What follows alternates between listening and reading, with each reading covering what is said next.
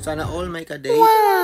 Nung first visit ko dito hanggang 5 PM lang operation nila. Pero ngayon, nag-extend sila dahil 6:30 na open pa rin. Bagong pakulo, meron na silang acoustic band dito. Parami na nakakaalam sa pasyalan na to. Or dahil Pasko lang, kaya dumami ang tao. Sinusulit nga natin ang oras natin. So napalakad-lakad na muna ako dito. Gusto ko kasi may experience kung anong feeling dito hanggang gabi. Dito sa party na to, dito rin natin makikita ang pinakamataas na bundok ng Pilipinas, ang Mount Apo. Unfortunately, di natin nakita yung sunset dahil medyo makulimlim ngayon.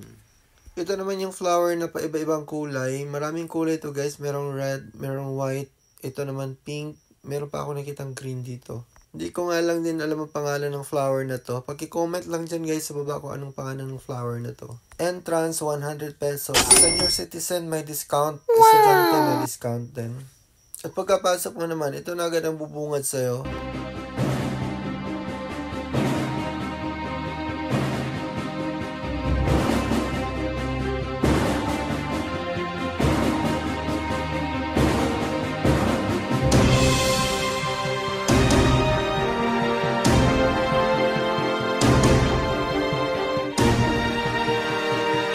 Kung wala ka namang ka-date, palakad-lakad ka na lang muna, feeling celebrity. Parang artista. What?